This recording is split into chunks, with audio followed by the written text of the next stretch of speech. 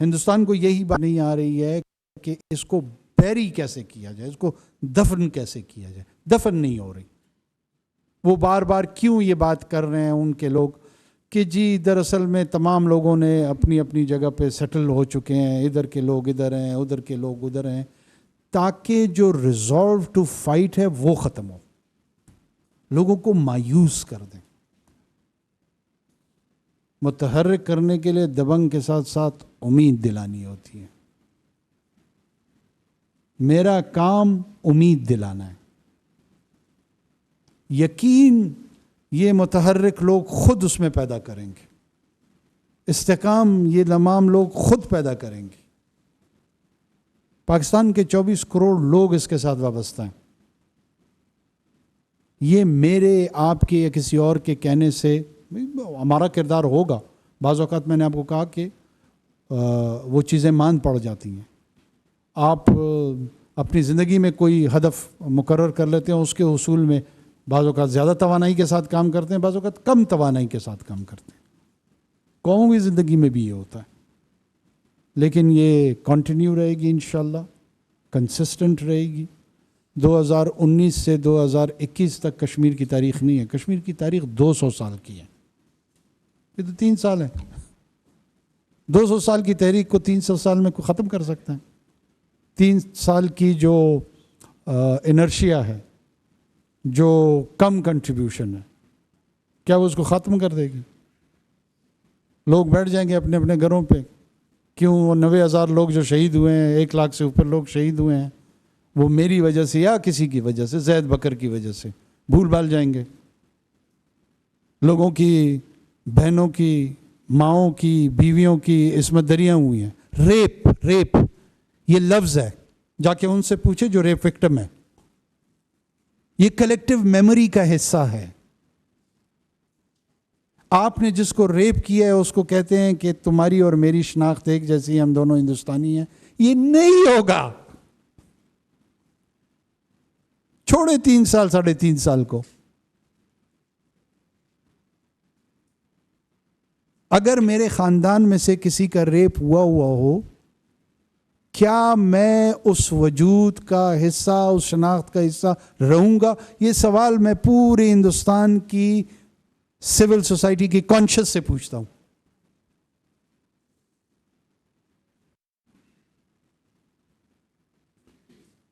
پندرہ 15,000 سے زیادہ انفورس ڈس اپیئرنسز ہیں،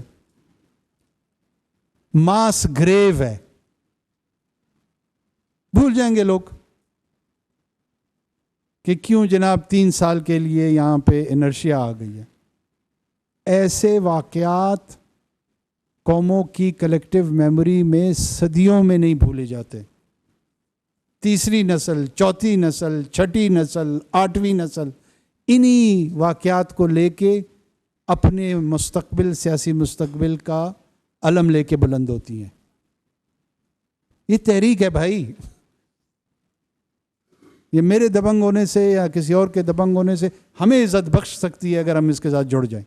ہمارے حیثیت کو تھوڑا سا بڑھا سکتی ہیں۔ ہم اس کی حیثیت کو نہیں بڑھا رہے۔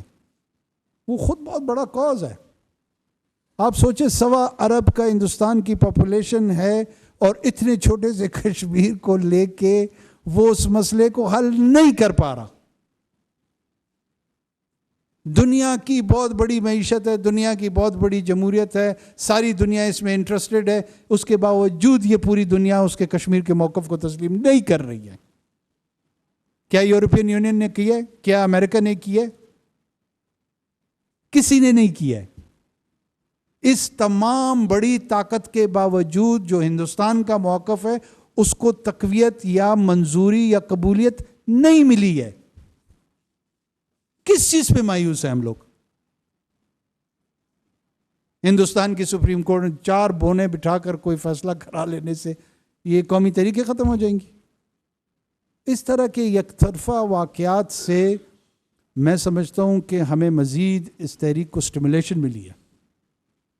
میرے اور آپ جیسے اگر کوئی خواب خرگوش میں لوگ پڑے ہوئے تھے، ان کو جھنجھوڑا گیا ہے، اٹھایا گیا ہے، اور انشاءاللہ ہم اٹھے ہوئے ہیں، تو کہیں پر کوئی بد اعتمادی نہیں ہے۔ ہر جگہ پر اعتماد ہے. راجہ فاروق صاحب بھی بہت پر اعتماد تھے, کل ہمارے ساتھ ان کی بڑی اچھی گفتگو ہوئی ہے. میں بھی بڑا پر اعتماد تھا. ہم دونوں نے بڑے اعتماد کے فضا میں ایک دوسرے کے ساتھ گفتگو کی ہے, اور یہ اس یقین کے ساتھ کہ یہ بات اب آگے بڑھائیں گے اور انشاءاللہ مزید بہتر انداز میں بڑھائیں گے.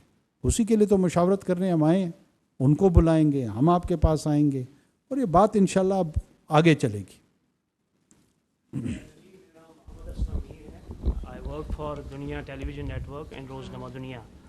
میرا آپ سے پہلا سوال سر یہ ہے کہ OIC نے کل سٹیٹمنٹ جاری کیا ہے کہ جو مقبوضہ جموں و کشمیر میں ہندوستان کی طرف سے ایک غیر اخلاقی اور ایک متعصبانہ سٹیپ انہوں نے اٹھایا, لیکن بات اب رائٹ آف سیلف ڈٹرمنیشن سے ہٹ کے پولیٹیکل رائٹس کی بات پہ آ چکی ہے. اب وہاں پہ سیاسی حقوق بھی ان کے سلب کیے جا رہے ہیں. سوال میرا یہ ہے, کیا حکومت پاکستان اس حوالے سے کوئی ایک پرو ایکٹیو ڈپلومیسی اختیار کرے گی؟ چونکہ ابھی تک 5-6 دن ہو گئے ہیں, یورپین یونین اور دیگر جو عالمی ادارے ہیں ان کی طرف سے کوئی اس طرح کی کنڈمنیشن سامنے نہیں آئی ہے. دوسرا میرا سوال آپ سے یہ ہے, چونکہ ملک پاکستان میں جو ہے وہ عام انتخابات ہونے جا رہے ہیں, لیکن مختلف سوالات آ رہے ہیں کہ کیا یہ قومی انتخابات وقت پر ہوں گے یا نہیں ہوں گے, اور ہماری جو مرکزی لیڈرشپ ہے مختلف سیاسی جماعتوں کی پورے ملک میں, ان کی طرف سے یہ سوالات آ رہے ہیں. تو آج ذرا قوم کو یہ بھی بتائیے گا کہ کیا یہ عام انتخابات وقت پر ہوں گے؟ Thank you. دیکھیں, ایک تو اس میں کوئی شک نہیں, آپ نے بالکل درست فرمایا کہ ایک تو پولیٹیکل رائٹس کی جو وائلیشن ہے, وہاں پہ اللیگل کنفائنمنٹس ہیں, انفورس ڈسپیئرنس ہے, ہیومن رائٹس کی وائلیشن ہے. یہ اس مسئلے کا ایک پہلو ہے, اور اس پہلو پہ ایفیکٹو ڈپلومیسی کے تحت پاکستان کے مشنز کو بھی ہم نے انسٹرکشنز کی ہوئی ہیں, اور یہ جو مشاورتی عمل یہاں پہ کشمیری قیادت کے ساتھ ہے, ان سے بھی ہم انپٹس لے رہے ہیں کہ اس کو مزید کیسے ایفیکٹولی ہیومن رائٹس کی لینگویج کو استعمال کرتے ہوئے اس کا تذکرہ کرنا چاہیے. دوسری طرف رائٹ آف سیلف ڈٹرمنیشن ہے, جو اپنی جگہ پر ایک مسلمہ اصول ہے, اور وہ تحریک کے حوالے سے فائنل سیٹلمنٹ کی جو ہماری جدوجہد ہے وہ ہم نے اکٹھے لے کے چلنی ہے. یہ ڈفرینٹ نوانس, ڈفرینٹ شیڈز, ڈفرینٹ پہلوؤں کے تحت اس کے چیلنجز بھی ہیں اور اس کے رسپانس میکینزم میں بھی آ رہے ہیں. تو ہم ایک ہولسٹک اور کمپریہنسو انداز میں اس کو دیکھ رہے ہیں.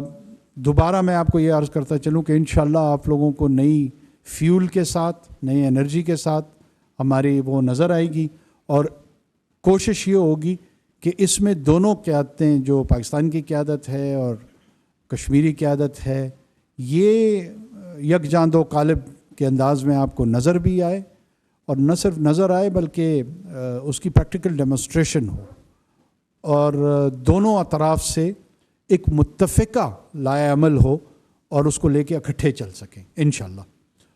انتخابات ہو رہے ہیں نا, اس میں کیا مسئلہ ہے؟ ہو رہے ہیں. سر بہت شکریہ, آپ نے یہاں پہ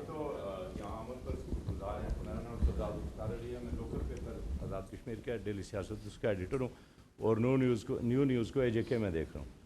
ایک تو سر ہم آپ سے پہلے ہمارے ساتھ جب جنرل پروفیسر مشرف صاحب ملے, محترمہ بینظیر بھٹو آئیں, اور میاں نواز شریف صاحب بھی ایون دین آئے, تو بڑے جذباتی انداز میں انہوں نے بھی کشمیر کے اوپر بات کی.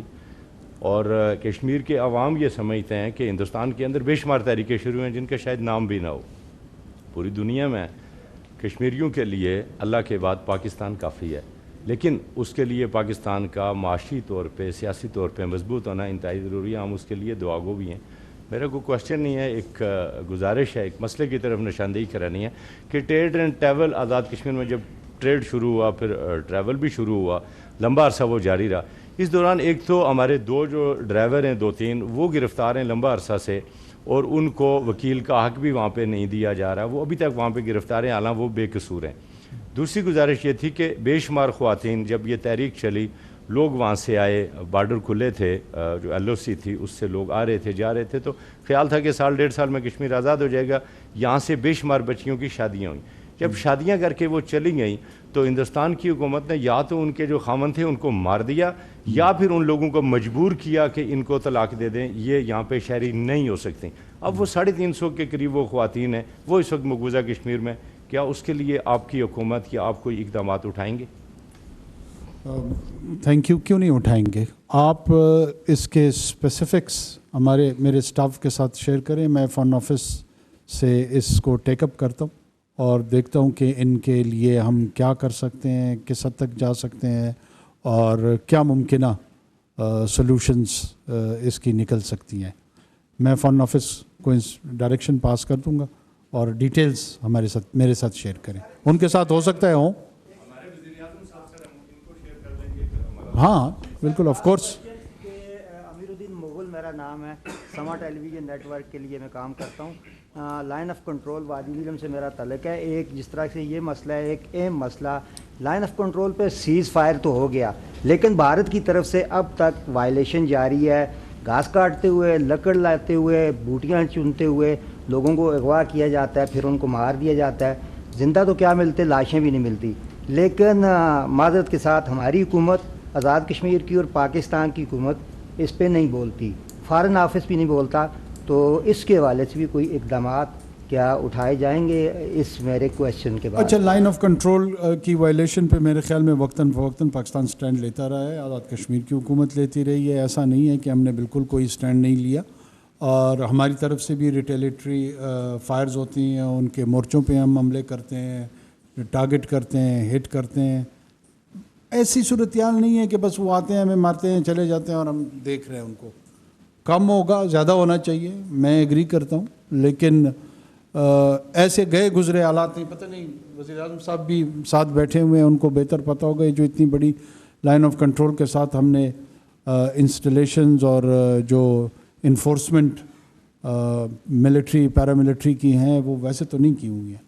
ہاں مزید افیکٹو ہونے چاہیے، مزید وہاں پہ ہمیں مسئلہ یہ ہے کہ ہم اگر دوسری طرف کہتے ہیں وہ بھی کشمیری ہیں، تو ہمیں بہت محتاط رہنا پڑتا ہے کہ وہ تو ہمارے لوگ ہیں، وہ تو ہمارا نقصان ہے۔ ہندوستان کو یہ ایڈوانٹیج ہے کہ وہ کشمیریوں کو دشمن دونوں طرف سمجھ رہا ہے، اس لیے وہ بہت امپیونٹی کے ساتھ ایسی حرکتیں کر دیتا ہے جہاں سویلین پاپولیشن کو ٹارگٹ کر دیتا ہے۔ ہمیں بہت فوکسڈ ہو کے ریٹیلیشن کرنی پڑتی ہے، یہ ایک چیلنج ہے، باقی کوئی نہیں ہے الحمدللہ۔ گروپ آف نیوز پیپر سے ہوں میں۔ چلے ایک لاسٹ کوشچن لے لیتے ہیں۔ مصدر امان عباسی میرا نام ہے اور صاف گروپ آف نیوز پیپر سے میرا تعلق ہے۔ 5 اگست کو ہندوستانی حکومت نے جو فیصلہ کیا، سپریم کورٹ نے بھی اس کو وہاں بحال رکھا، تو آپ یہاں اس کے خلاف مظفر آباد میں بھی تشریف لائے۔ میں یہی پوچھنا چاہ رہا ہوں کہ جو جی بی کے سبجیکٹ رولز ہیں، کیا حکومت پاکستان کب اس کو بحال کرنے جا رہی ہے؟ جی پی کے سبجیکٹ رولز جو ہیں، اسٹیٹ سبجیکٹ رولز جو ہیں، ہاں وہ کب بحال کرنے جا رہی ہے، یہ کب بحال کر رہی ہے؟ مشاورت کر کے بتا دوں گا آپ کو۔ اس نے کہا کہ